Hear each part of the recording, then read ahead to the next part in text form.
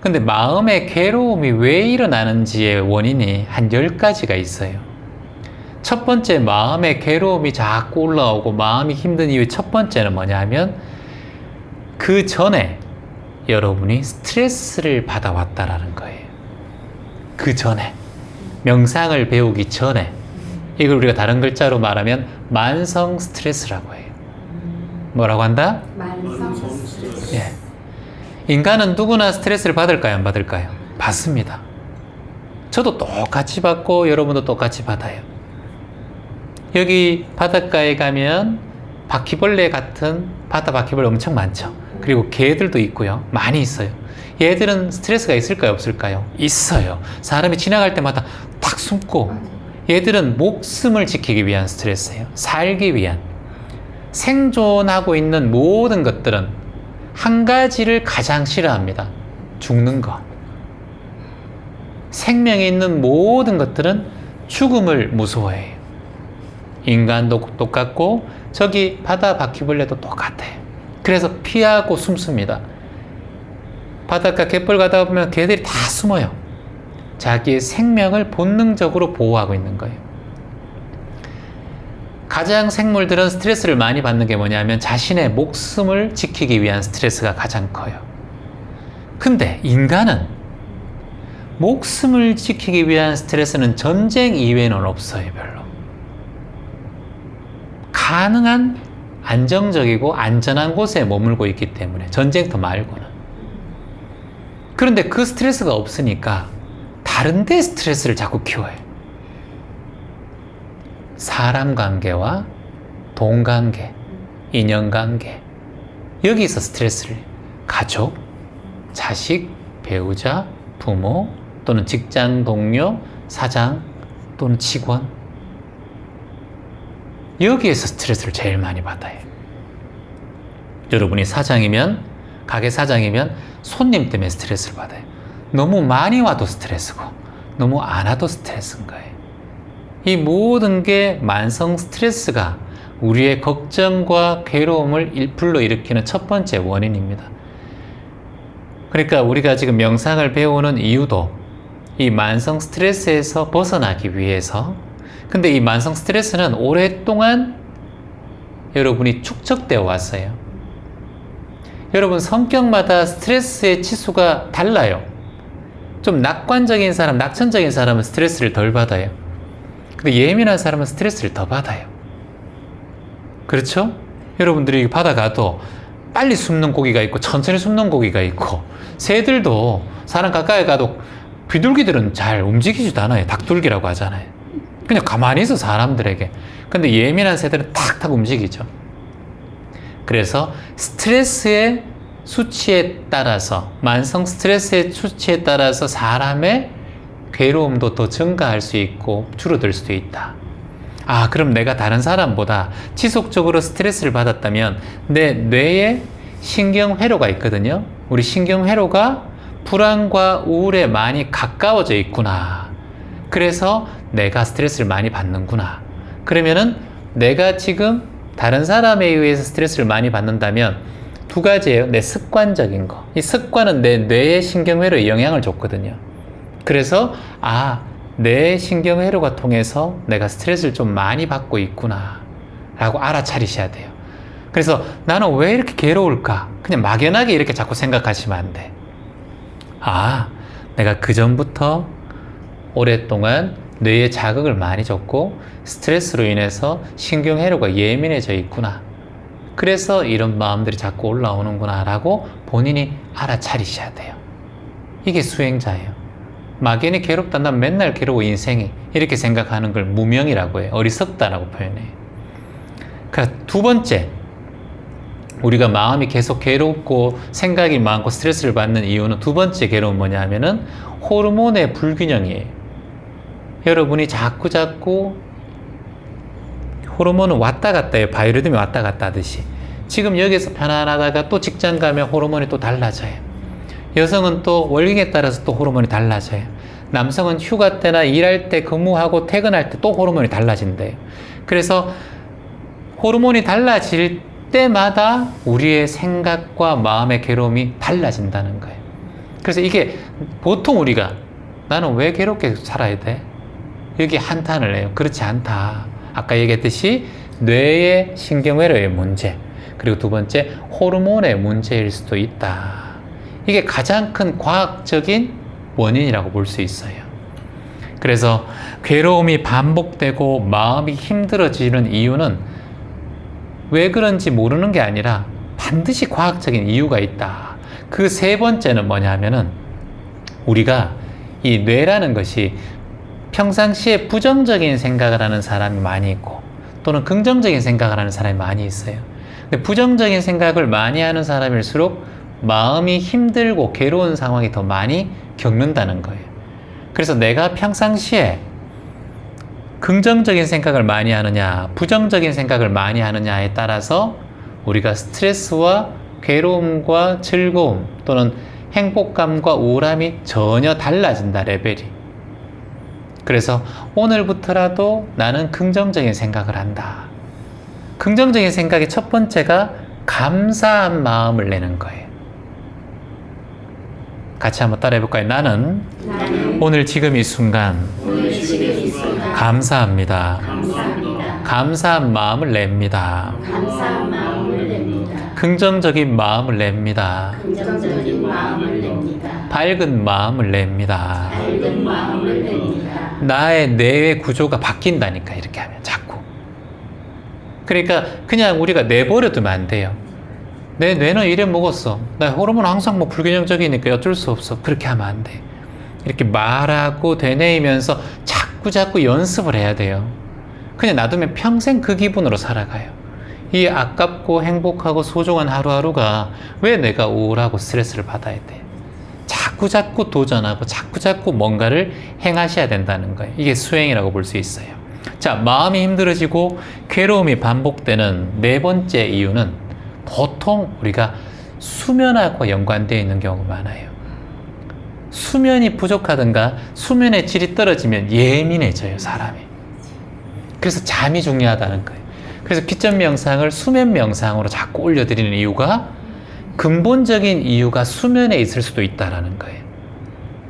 잠을 그냥 요즘 같은 경우는 잠이 에어컨 틀어놓으면 좀 추운 것 같고 끄면 더운 것 같고 바람이 자꾸 불면 좀 부담스럽고 안 불면 땀나고 자꾸 중간중간에 깨요.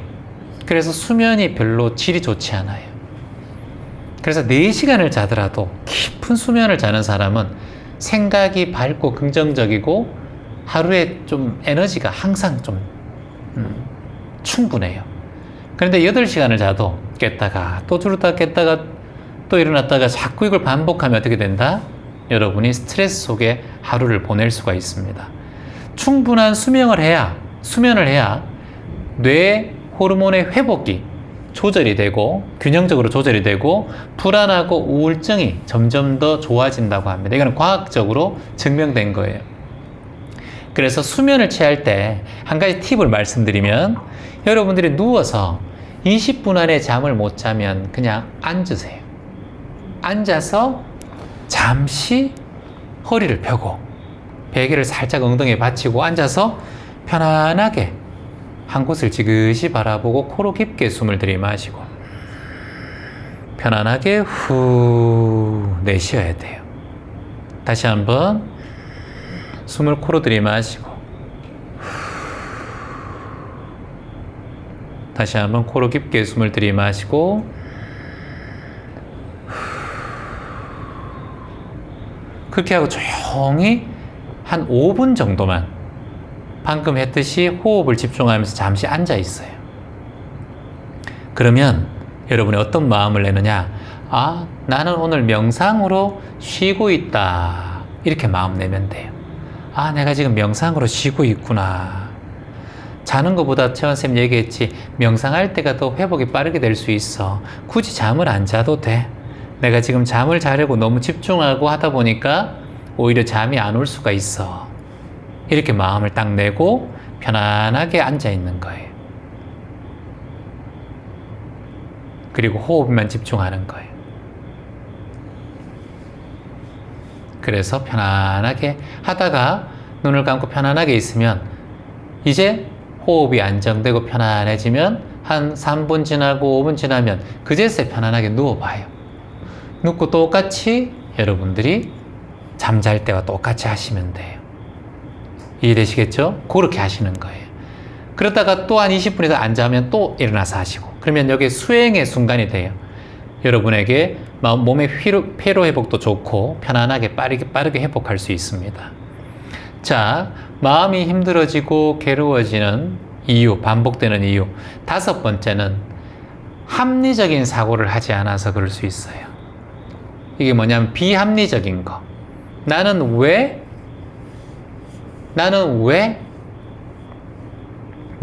하필이면 이런 상황이 되었을까? 나는 왜 하필이면 이런 부모를 만났을까? 나는 왜 하필이면 이런 상황에서 이 상황 속에 환경적인 요인이라고 하는데 우리가 그걸 시절 인연이라고 하죠. 왜 이런 상황이 생겼을까? 라고 자꾸 의심을 가지는 경우가 있어요. 이게 비합리적인 생각이에요. 세상은 모두가 합리적으로 돌아갈 수는 없습니다. 여러분들이 원하는 모든 것들을 할 수는 없어요. 여러분들이 모든 걸 할 수 없는 것이 당연한 거예요, 이 세상에. 원하는 걸 다 이루셨습니까? 원하는 걸 다 이루셨어요? 못 이뤘습니다. 어떠셨어요? 어떠셨어요? 세상에 살아가면서 원하는 걸 다 이룬 사람은 이 세상에 없습니다. 그러니까 내가 원하는 걸 다 이룬다라는 생각이 비합리적인 생각이 사실은. 합리적인 생각의 가장 기본은 무엇이다 하면은 내가 원하는 것이 다 되지 않는다는 것이 합리적인 거예요. 근데 우리는 자꾸 이제 소원을 모두 이뤄야 하고 모든 것을 이룰 수 있다라는 생각을 기본적으로 하고 있어요. 그러니까 안 되면 마음이 불편하고 불안해져요.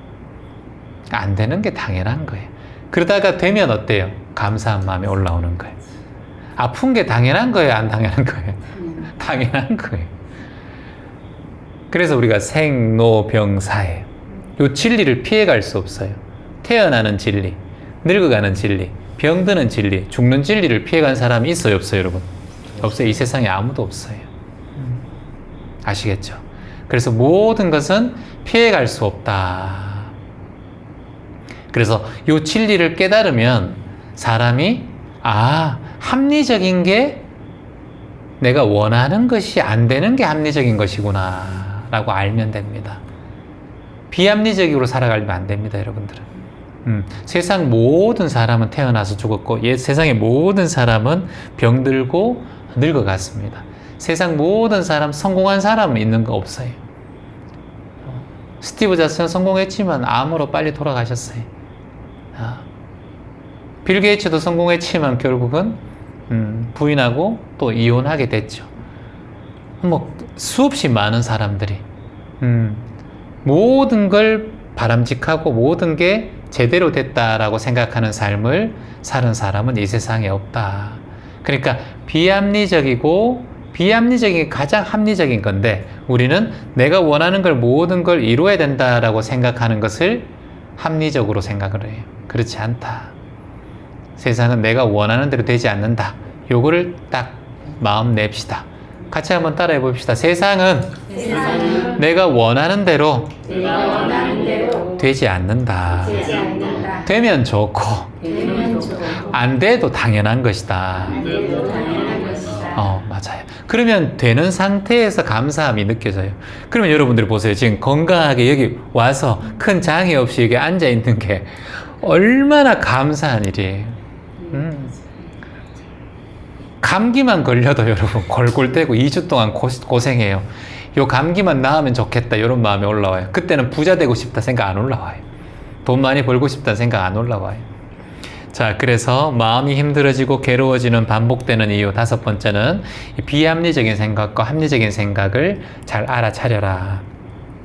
그리고 마음이 자꾸 괴로워지고 자기가 불행하다고 생각되는 6번째 이유가 있습니다. 이게 뭐냐면 사회적 고립이에요. 이게 뭐냐면 사람과 인간관계가 좋지 않을 때 내가 힘든 마음이 자꾸 올라와요. 이게 우리가 사회적 고립이라고 하는데 나는 자연인이다 라고 생각하고 산으로 올라가고 바다로 가시는 분들 많이 있죠. 갔다가 제주도 내려왔다가도 또다시 또 도시로 가는 사람도 많이 있어요. 인간은 사회적 동물이잖아요. 사람 사이에 서로 인연관계를 통해서 살아가는 게 우리의 인간입니다. 근데 우울증과 불안이 생기는 이유가 사람 때문에 우울하고 사람 때문에 또 불안한 거예요. 사람 때문에 너무 좋다가 이 사람 때문에 스트레스를 받아서 또 불안하고 이 사람이 또 떠날까 봐 우울하고 관심을 가져줄 때는 너무 좋고 또 이 사람이 관심을 안 가져주면 또 외롭고 모든 게 다 인연관계 때문이다. 그러면 내가 지금 외로운 상태에 있는데 사람을 만나면 그 외로움이 극복돼요, 보통. 그래서 사람을 자꾸 만나려고 합니다. 근데 그 사람은 영원하지가 않아요. 매 순간 그 사람은 변화합니다. 지금까지 여러분들 연애하셔서 맨날 좋았어요? 한번 물어봅시다. 그 사람 너무 사랑했죠? 첫사랑 연애. 또 결혼하신 분들 너무 좋았죠? 신혼 때. 근데 1년 다르고 2년 다르고 애 낳고 또 다르고 10년 지나고 또 다르고 5년 지나고 또 다르잖아요. 많이 울었잖아요, 여러분. 그 사람 때문에. 가슴 많이 쳤잖아요. 가장 사랑하던 자식, 가장 사랑하던 배우자 때문에 화병이 생기기도 하고 가장 사랑하던 그 사람의 시부모, 가장 그 사람이 때문에 잉태된 내 아이 때문에 가장 많은 스트레스를 받은 것도 우리의 인생이에요. 그래서 내가 사회적으로 인간을 안 만나고 고립돼도 고통스럽고 사회적으로 인연을 너무 또 많이 해도 고통스럽다는 거예요. 그래서 이것이 알면 내가 사람을 만나면서 항상 외로워서 사람을 만나지만 외로움을 극복하는 것은 잠시뿐이고 또 이 극복한 후에 또 거기에 대한 부산물이 또 나에게 올 것이다 라고 아는 게 지혜예요. 아, 좋아. 이 사람 만났을 때 참 좋아. 고맙다. 근데 이 사람도 나에게 아픔을 줄 수 있다는 걸 미리 알면 이 마음이 좀 덜해요. 근데 이 사람은 나한테는 정말 이 사람은 아니겠지. 그 힘들게 한 그 사람만큼은 나를 힘들게 하지 않겠지. 이 사람으로 대리만족하고 자꾸 그렇게 되면 결국엔 그 대리만족과 기대감을 통해서 내가 집착하는 마음이 생겨요. 그래서 가장 중요한 건 기대하지 않는 마음입니다. 따라해봅니다. 나는 어떠한 인연에도 기대하지 않겠습니다. 다만 그 순간에 만족하며 살겠습니다. 기대하면 실망이 큽니다. 이것은 진리입니다. 여러분이 센터 와가지고 귀점 명상 센터 얼마나 좋을까 오션뷰 하면서 탁 오셨는데 더워 죽겠다. 별로네. 조그만하고 뭐 이렇게 기대하면 안 돼. 그냥 뭐 기대 없이 왔는데 볼만하네 이렇게 생각하시면 돼요. 그래서 뭐 저녁에 오늘 맛있는 거 사주시겠지 기대하시면 청국장 안 그러게 열무김치 줄 수도 있어요, 여러분. 예, 그래서 기대하면 안 돼요. 헐만 로컬 식당에 그냥 팔이 날리는데 그런 데 가서 정말 시장 바닥에서 먹을 수도 있어요. 그래서 기대하지 않고 생각하시면 됩니다. 여기 호텔이 아니잖아. 잠자리가 막 와서 셰프가 막 해주고 그런 거 없어요. 청소도 여러분들이 같이 해야 되잖아. 그러니까 기대하지 말고 오셔야 그냥 편안하다. 기대하면 실망이 크니까. 여러분 기대 안 하셨죠? 네, 좋습니다. 자, 마음이 힘들어지고 괴로움이 반복되는 이유 그 7번째는 유전적인 요인이 좀 있어요. 살아오면서 우리가 부모님에게 받은 피가 있어요. 물보다 피가 진합니다. 그래서 내가 아무리 좀 우울하지 않으려고 해도 내가 아무리 좀 활달하게 좀 긍정적으로 살아가려고 해도 이게 유전적인 요인이 없지 않아요. 조금 부모님이 우울하셨던가 부모님이 정신적으로 좀 피폐하셨던가 그러면 나에게도 영향이 조금 있어요. 이게 참 어쩔 수 없는 유전적인 요인이라고 할 수 있습니다. 특히 우울증 있죠. 그리고 불안장애 이 두 가지는 유전적인 요인이 좀 커요. 이게 정신과학적인 거예요. 그래서 가족력이 있는 경우는 우울증과 불안장애가 좀 발생할 확률이 높습니다. 자, 그런데 여기서 여러분께 한 가지 말씀드리고 싶은 것은 우울증과 불안장애가 여러분들 안에 있다 하더라도 부모님이 그러셨다 하더라도 부모님의 시절 인연보다 우리가 시절 인연이 좀 좋아요. 부모님은 전쟁을 겪었던 분들도 계시고 보릿고개를 겪었던 분도 계시고 먹고 살기 위해서 굉장히 힘들었던 시절 인연이 있었어요. 그래서 불안과 마음 장애가 좀 더 컸을 수도 있어요. 그런데 지금 우리가 시절 인연에 살아가면서 이 세상이 살기가 더 힘들다고 또 20대는 얘기를 해요. 근데 그 시대를 안 살아봐서 그래요. 안 살아봐서. 그러니까 살아보지 않았기 때문에 그런 말을 하는 거예요. 사실은 우리 부모님의 전쟁 세대, 보릿고개 세대, 1950년, 60년대, 50년대 태어나신 분들, 40년대 태어나신 분들의 삶이 정말 핍박했어요. 그래서 우리가 지금 부모님이 그런 시절 인연에 살았다 하더라도 우리는 부모님하고 다른 시절 인연에 살고 있기 때문에 자꾸 그것을 부모님의 유전적인 요인이라고 생각해서 돌리면 안 됩니다. 자, 그리고 중요한 것은 부모님이 그런 마음을 내셨다 하더라도 부모님은 마음 공부나 명상을 만났을까요? 만나지 못했을까요? 못 만나요. 오프라 윈프리가 13살 때인가 14살 때가 아이를 성폭행 당해서 임신했거든요. 그리고 아이가 태어나자마자 유산을 사산됐어요. 그리고 명상을 만났어요. 스스로가 극복하고 세계적인 그런 여성의 대표인이 됐습니다. 명상을 하루도 빠지지 않고 했대요. 그렇다면 어릴 적에 그 트라우마를 계속 가지고 있어야죠. 스티브 잡스도 사실 마약 중독자였잖아요. 20대까지. 근데 명상을 매일 아침 6시마다 1시간씩 했대요. 그리고 우리가 애플을 새롭게 창건하고 시대적인 위인이 됐어요.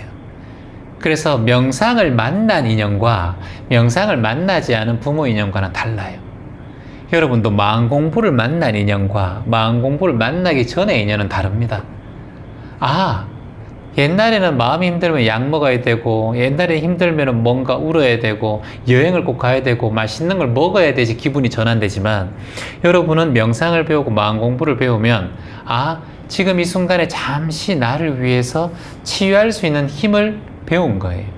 그래서 명상을 꾸준하게 해 나가다 보면, 여러분의 감정들이 꼭 뭔가를 먹고 여행을 가야지만 회복되던 것들이 명상 한 5분, 10분 하면 그 감정에서 회복되는 힘이 점점 커져요.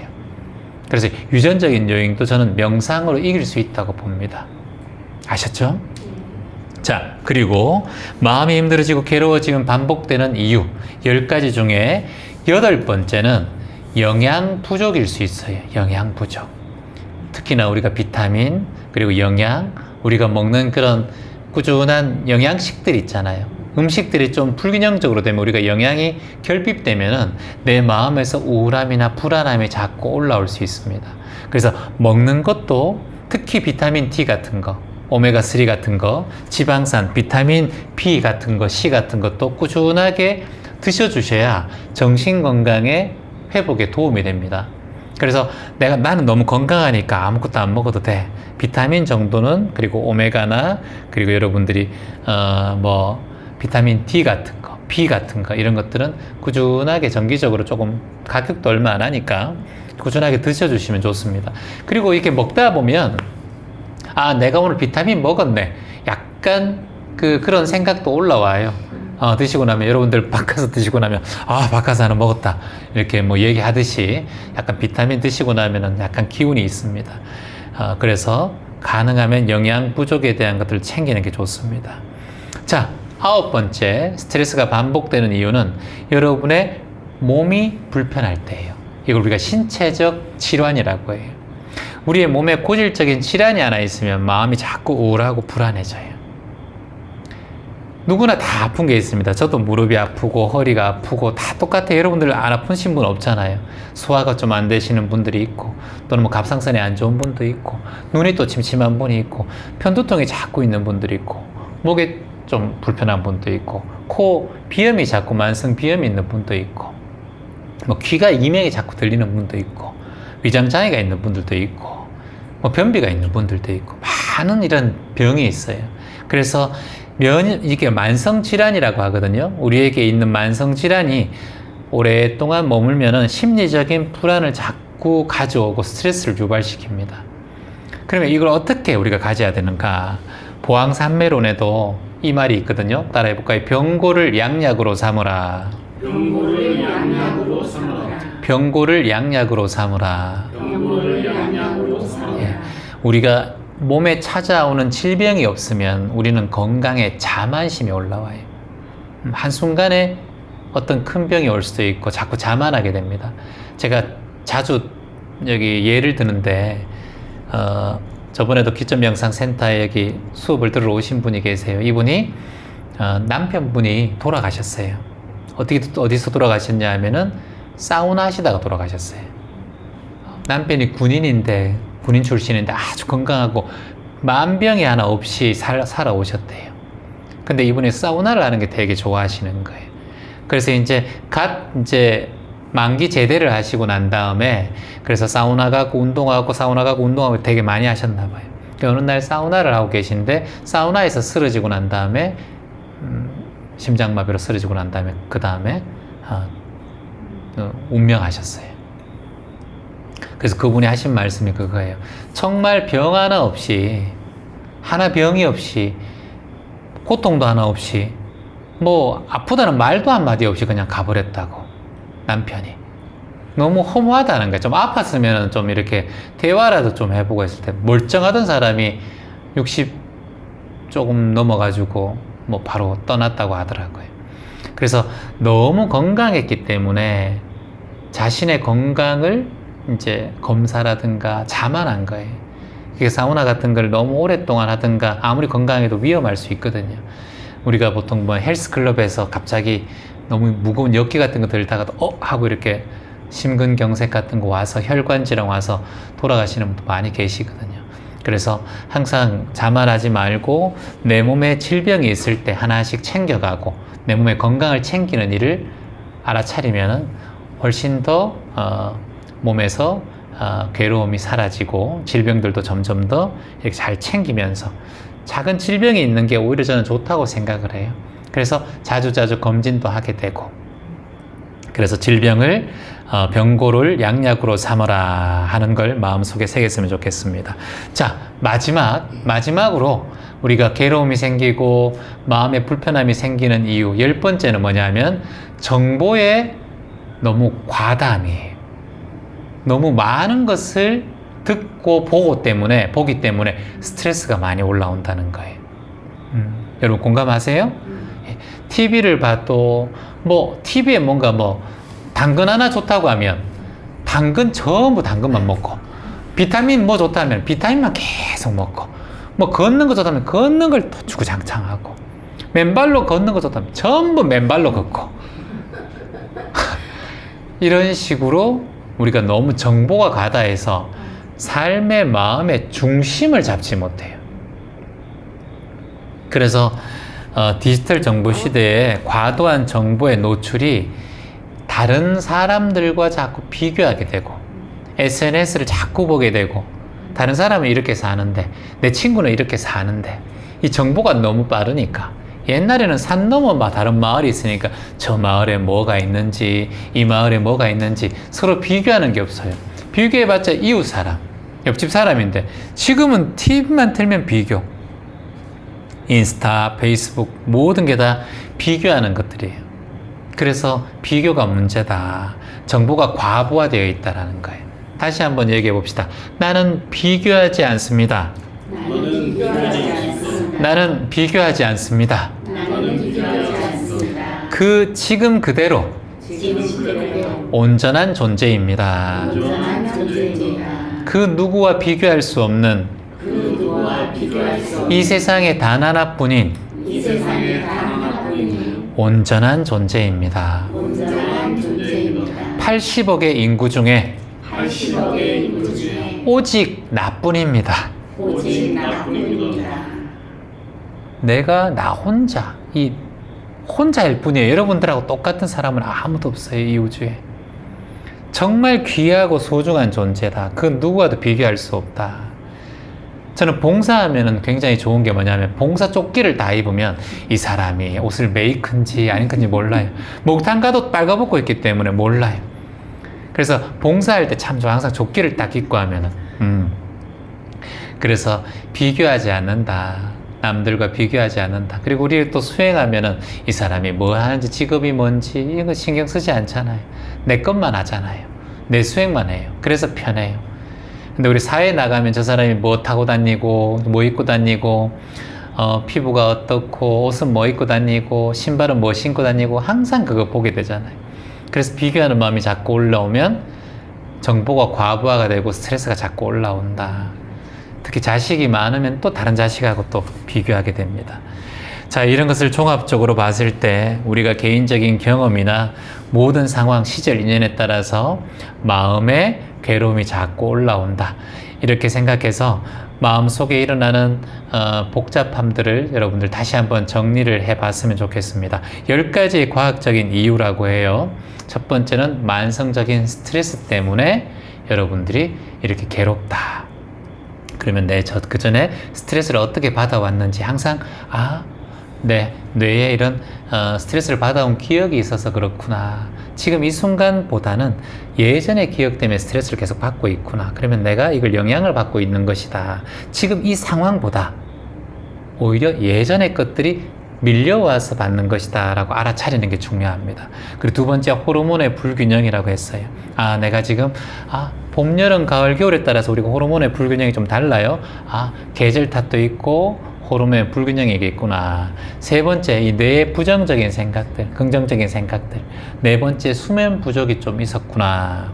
다섯 번째, 이 합리적인 생각과 비합리적인 생각. 나는 뭐든 잘 돼야 된다. 나는 다치면 안 된다. 이런 건 다 지금 부정적인, 비합리적인 생각이죠. 나도 다칠 수 있고, 나도 아플 수 있고, 나도 실패할 수 있고, 나도 잘릴 수 있는 거예요. 그러니까 이게 인생이라는 걸 좀 알자. 그리고 여섯 번째는 사회적으로 내가 고립되어 있지 않은가.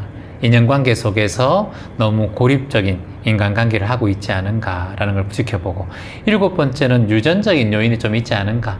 부모가 그래서 내가 좀 그렇구나. 그러면 내가 부모는 그 시절 인연이고 나는 지금 마음 공부 만나고 명상 공부 만났으니까 내가 잘 이겨내자. 이렇게 긍정적인 마음 내고, 여덟 번째는 내가 조금 영양 부족이 있지 않은가. 요즘 먹는 걸 조금 신경을 못 썼나. 좀 맛있는 거 한번 먹어야지 라고 생각하고 영양분들도 좀 챙겨 드시고, 아홉 번째는 신체적인 질환 때문에 내가 자꾸 우울하지 않은가.